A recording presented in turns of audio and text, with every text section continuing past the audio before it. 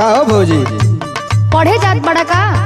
लौकत नहीं के इतना ड्रेस में बनी तो पढ़े न जाए कि क्या करे जाए? अरे बाप रे बाप, पढ़े में तो बड़ा ध्यान देले बड़ा। तब का तो के कुछ आवेला कि नहीं? बिना बोले हम पढ़े जाए ना।